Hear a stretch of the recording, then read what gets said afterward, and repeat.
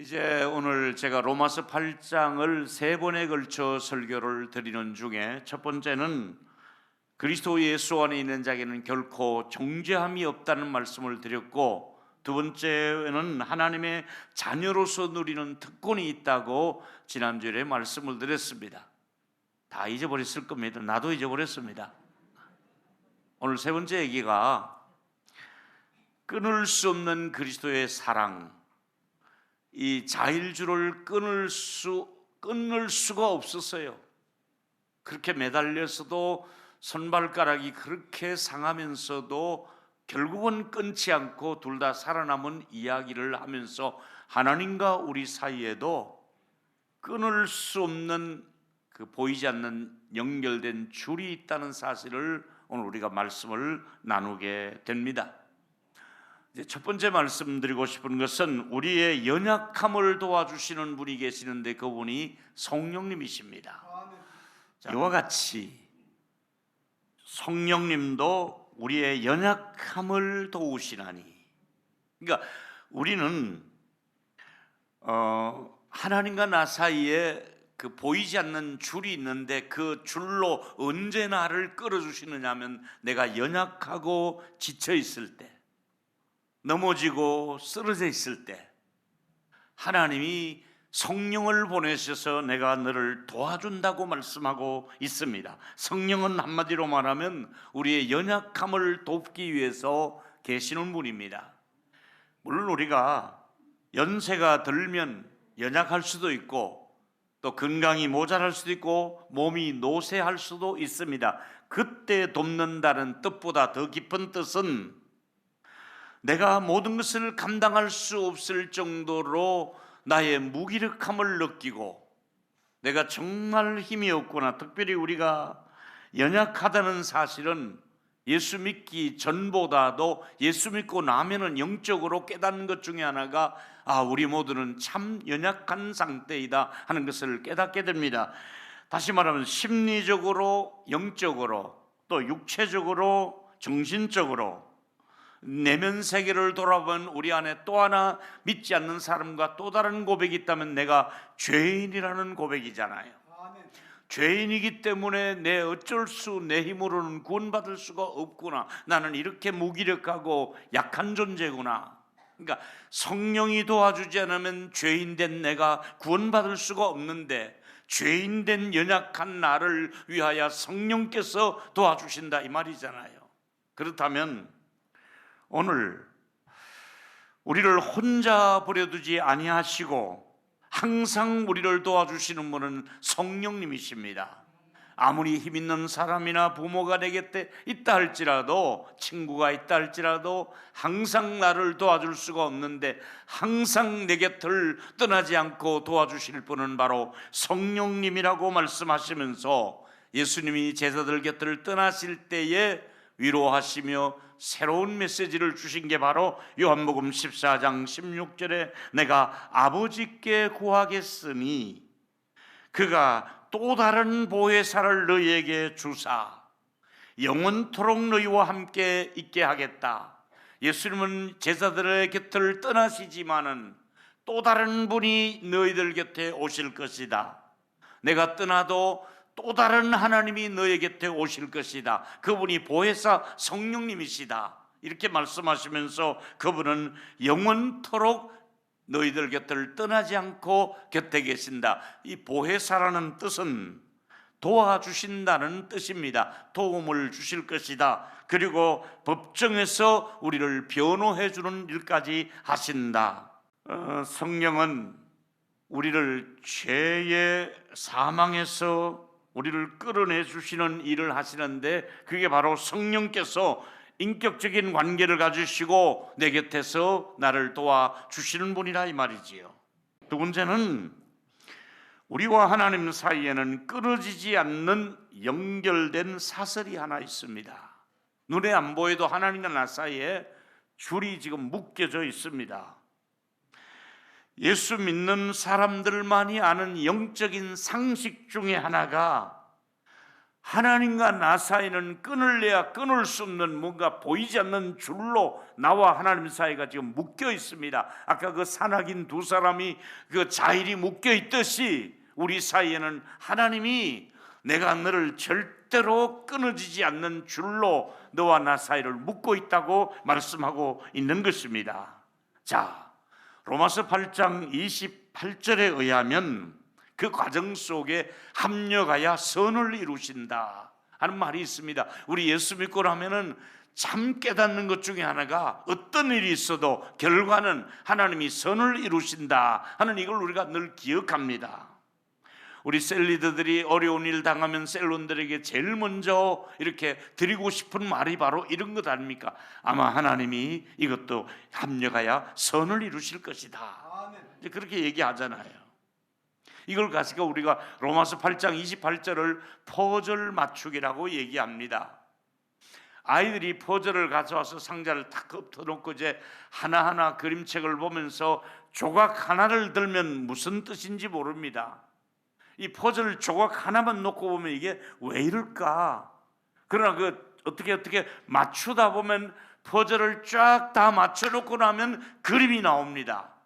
모자이크처럼 그림이 나옵니다. 아, 이게 여기 들어가서 이렇게 되는 거구나. 애들이 그 3살 4살 되면 퍼즐을 하면서 완성된 그림을 이렇게 쭉 놓고 흐뭇해하는 것처럼 지금 여러분은 조각 하나하나를 볼 때는 이게 왜 이렇지? 이게 왜 이렇게 꼬이지? 이게 왜 이렇게 힘들어? 근데 이 퍼즐을 다 맞춰놓고 나면 아, 하나님께서 아하 이렇게 하시는 거구나. 오, 하나님께서 이 과정을 통해서 내게 이런 은혜를 주시는 구나. 인생은 어느 시점에 가서 돌아보면 아, 하나님이 그때 내가 많이 배고픈 시절이 있었는데 그때 내가 무척 가난했는데 지나고 나니 하나님이 이런 선물을 내게 주셨구나.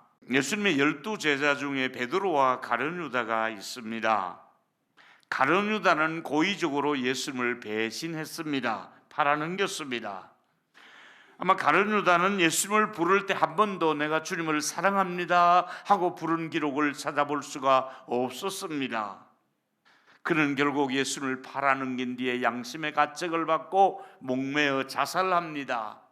그리고 그 줄이 끊어지며 또 바위에 떨어지며 그 배가 터지면서 파열되고 그렇게 비참하게 최후를 남기게 되지요. 그러나 베드로도 역시 예수님을 모른다고까지 저주하면서 도망을 쳤지만은 부활하신 예수님이 요한복음 21장에 그 바닷가에 다시 오셔서 만났을 때 질문한 게 그거 아닙니까? 베드로야, 너 나를 사랑하느냐? 베드로가 뭐라고 대답? 내가 주님을 사랑합니다. 내가 주님을 사랑하는 것을 주께서 아십니다 했을 때 내 양을 먹여라, 내 양을 먹여라, 내 어린 양을 치라 말씀하시면서 위대한 직분자로서 그에게 다시 재신임을 하며 이를 맡겨주는 과정을 우리가 잘 압니다. 여기서 베드로와 가룟 유다의 차이가 무엇입니까? 우리와 세상 사람의 차이가 무엇입니까? 세상 사람들의 입에서는 우리가 주님을 사랑합니다 이 고백을 평생 가도 한 번 못합니다. 그러나 우리는 수시로 매주일 내가 기도할 때마다 주님을 내가 사랑합니다, 주님의 뜻을 이루겠습니다, 이것이 가룟 유다와 베드로의 차이처럼 세상 사람과 우리의 차이는 우리가 주님을 사랑하는 주님의 백성들인 줄로 믿기를 바랍니다. 그게 다른 점이잖아요. 때로는 넘어졌지만은 베드로는 그 사랑 때문에 다시 일어나고 가룟 유다는 결국은 그 죽음에서 다시 돌아오지 못했습니다. 저와 여러분 공통점이 있다면, 오늘 이 자리에 계신 모든 분들의 공통점이 있으면 우리는 하나님을 사랑하는 자들이고 하나님은 우리를 사랑하신다는 사실은 분명한 줄로 믿기를 바랍니다. 절대로 누구도 풀 수도 없고 끊을 수 없는 사랑의 줄이 우리를 구원의 과정에 다 이렇게 연결되어 있다 이 말입니다. 여러분, 다시 말씀드립니다. 우리는 정말 하나님의 부름을, 예정을 받고 부르심을 받았고 의롭다 하심을 주셨는데 그 이유는 로마서 8장 37절에 사랑하시기 때문에. 왜 그렇게 했습니까? 우리를 사랑하기 때문에 내가 너를 예정했고 불렀고 의롭다고 영화롭겠다. 우리를 사랑하시는 하나님이 그 일을 진행하고 있습니다. 여전히 하나님 우리를 사랑하고 있다는 것을 믿기를 바랍니다. 세 번째는 이제 누구도 우리를 하나님의 사랑에서 끊을 수가 없다 하는 것이 오늘 말씀의 핵심입니다. 자, 일단은 우리가 31절부터 쭉 말씀을 조금 더 살펴봅니다. 31절 같이 시작. 그런즉 이 일에 대하여 우리가 무슨 말하리요? 만일 하나님이 우리를 위하시면 누가 우리를 대적하리요? 자기 아들을 아끼지 아니하고 우리 모든 사람을 위하여 내어주시니 어찌 아들과 함께 그 아들과 함께 모든 것을 우리에게 여기서 주시지 두 가지 아니하겠느냐. 결코 잊지 말아야 될 것은 그 누구도 우리를 대적하지 못하도록, 그 누구도 우리가 구원받는 데 있어서만큼은 대적할 자가 없도록. 두 번째, 나를 위해 아들도 아끼지 않고 내어주시면서 하나님이 나를 이렇게 위하시는데 누가 우리를 대적한다는 말인가?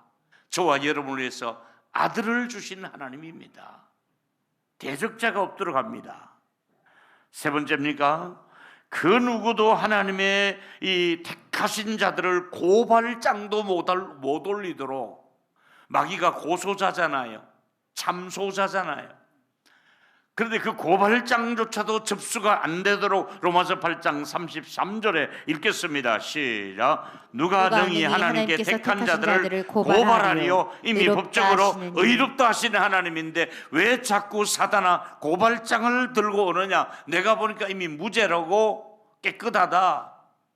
예수의 피로 얘는 정결하게 깨끗하게 죽으실 뿐 아니라 다시 살아나시는 이는 그리스도 예수니 하나님 우편에 계시고 우리를 위해서 예수님이 우리를 지금도 기도하시면서 이 아무개는 무죄하다, 의롭다. 근데 왜 자꾸 너 고발장 들고 오느냐? 이미 깨끗한 사람에게 왜 고발장? 누가 우리를 고발하리요? 원수마귀가 아무리 우리를 괴롭혀도 하나님 앞에 섰을 때는 우리를 의인으로 받아주시는 걸로 믿기를 바랍니다. 아멘. 이게 의롭다 함의 교리입니다. 아멘. 네 번째입니까? 누가 우리를 의인이 아니라고 하나님의 법정에서 세울 수 없다는 얘기고, 이제 다섯 번째 주제입니다. 누가 우리를 그리스도의 사랑에서 끊으리요? 누가 하나님과 나 사이를 끊어놓겠느냐? 누가 하나님과 나의 관계에서 아무리 뒤틀린 일이 있어도, 상황이 좋지 않아도, 힘든 과정을 있어도 그 자일줄을 끊지 않고 끝까지 그를 구원했던 것처럼 하나님은 황금사슬로 우리를 묶어놓고 그 누구도 끊지 않는다고. 자, 로마서 8장 35절 39절까지 차근차근 읽습니다. 시작. 누가 우리를 그리스도의 사랑에서 끊으리요? 환난이 와도 권고해도 박해가 있고 기근이나 적신이나 위험한 칼이 있고 종일 주를 위하여 죽음을 당하게 되어도 또 도살날 양같이 영을 받았나이다 하도 그러나 이 모든 일에 우리를 사랑하시니로 말미암아 어떻게 이깁니까? 넉넉히 이기느니라. 할렐루야.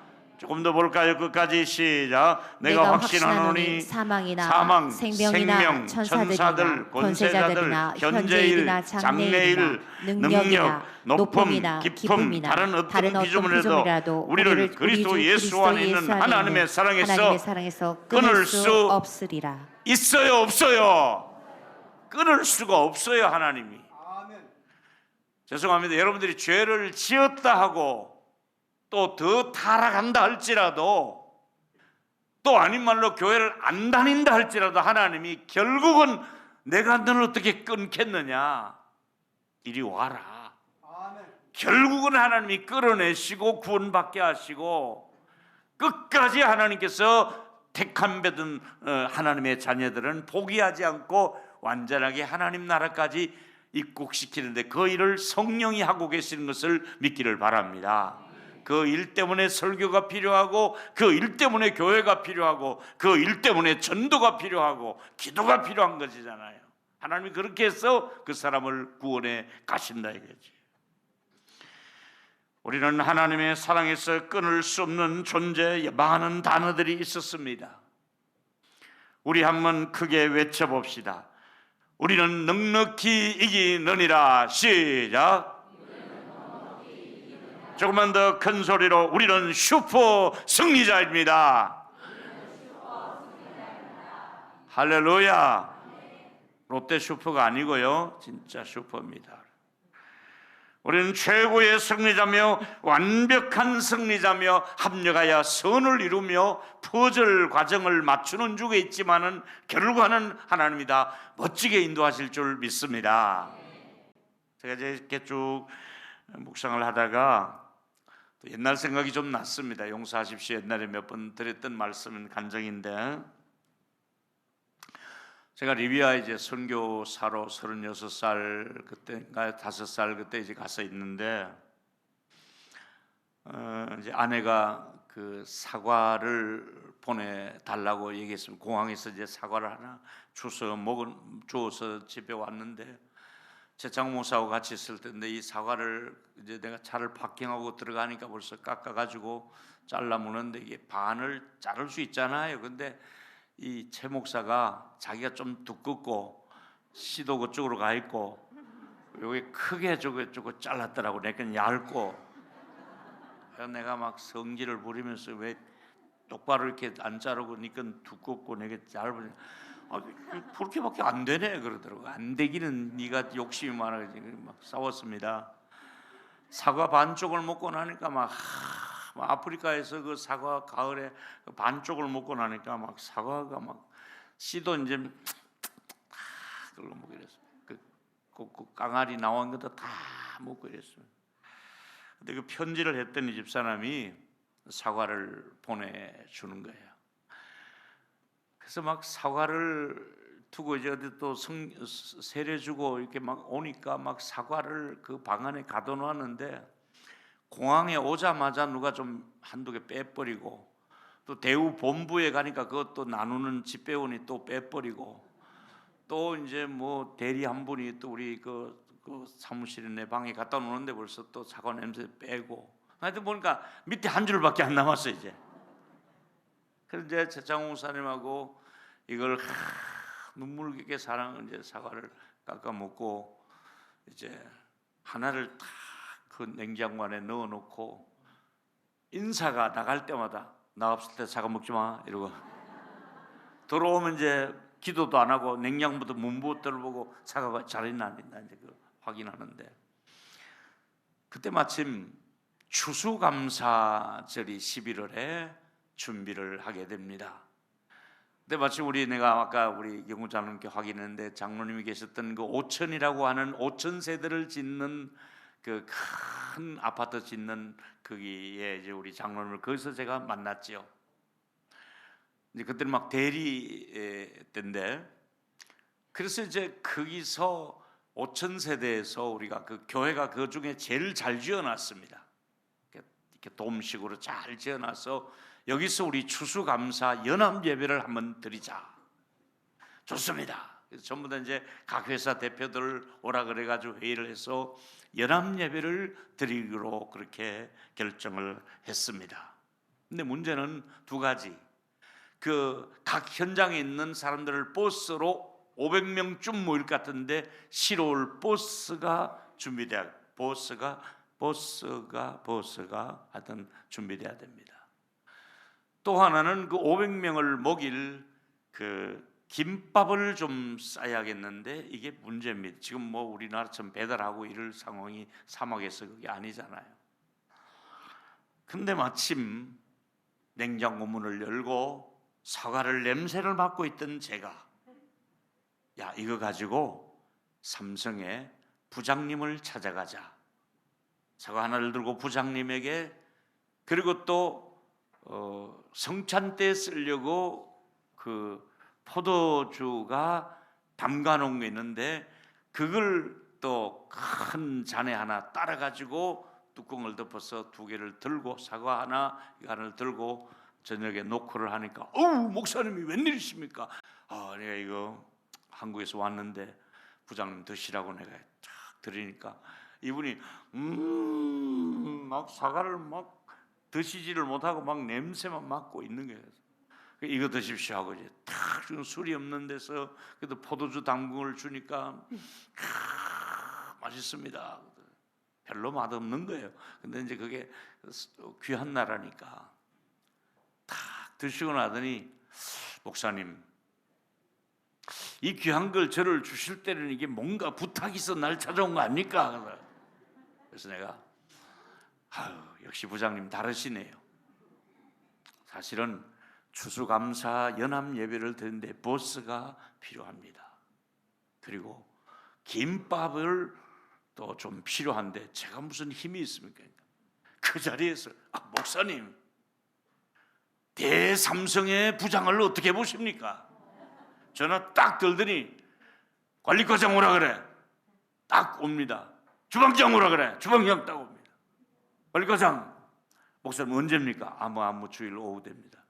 버스 얼마나? 10대. 예, 버스 10대 필요합니다. 10대. 관리과장 준비해. 알았어. 예.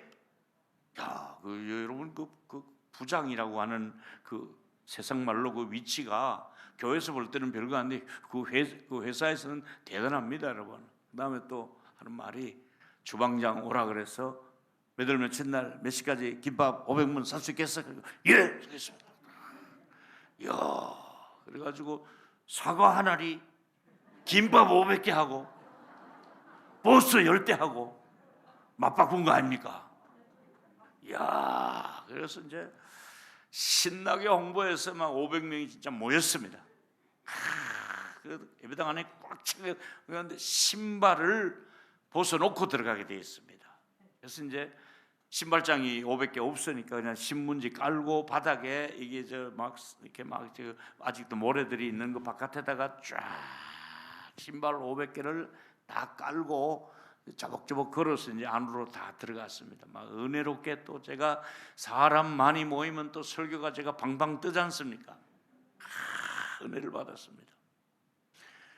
그리고 헤어져서 이제 나오는데 축도하고 나가는데 해필이면 잘 안 나오던 분인데 연합 예배 드리고 또 반주도 해야 되니까 거기 지사장, 마주코의 지사장 부인 되시는 분이 오셨는데 해필이면 그 많은 남자들의 신발이 아니라 그 여성분의 샌들 속에 그 전갈이, 흑전갈이 들어가 있다가 발가락을 쏙 놓자마자 꽉 물은 겁니다. 그냥 쓰러지는 겁니다. 이 정갈은 낙타도 물리면 쓰러집니다. 그래서 너희가 생선을 달라면 누가 정갈을 주겠느냐 그랬잖아요. 독이 있는 겁니다. 쓰러지는데 제가 막 웅성거려 뛰어가니까 벌써 막 식은땀을 흘리면 사람에 막 이게 독이 퍼지는 겁니다. 그래서 무슨 독을 맞을지라도 해하지 않는 권세를 주겠다고 주님이 약속하지 않습니까?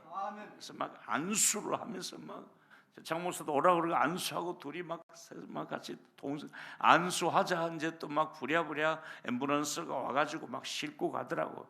좀 있으니까 이제 괜찮더라고. 할렐루야. 또 휴가차 이렇게 나온다고 하니까 목사님 거기 이집트에 가면 저희가 저 그리스에 가면 다 이렇게 연결해 놨습니다 하고 보니까 항공료까지 해서 여행을 할 수 있도록 그렇게 다 해주세요. 그 내가 이 퍼즐을 맞추고 보니까 하나님이 나를 왜 리비아에 보냈지? 내가 은퇴하면서 생각하니까 우리 이경구 장로님 만나려고 보냈구나. 또 이경구 장로님 왜 거기에 리비아에 갔지? 나만 달려고 보낸 거야. 그리고 와서 교회 지어라고. 할렐루야. 안 그러면 강남중앙교회까지 어떻게 오겠어? 나곤사님이 그때는 거기 어른인데. 어쨌건 세월이 지나고 제가 이제 회상해 보니까 하나님은 나의 연약함도 도우시고 내가 필요할 때 사람을 보내시고 때로는 정갈을 사용해서도 그분을 그렇게 사용하시고 그 사과 한 알이 글쎄 김밥 500명하고 누가 바꾸겠습니까? 이 놀라운 일은 제가 시나리오를 짠다고 되는 것이 아니라 성령께서 지금도 우리 곁에 계시면서 여러분을 돕고 여러분의 자녀들, 손자들을 돕고 직장 생활에서 혹은 몸이 아플 때 도와주시려고 그리고 분명히 말씀하시기를 내가 너를 어떻게 끌어낼 수 있겠느냐.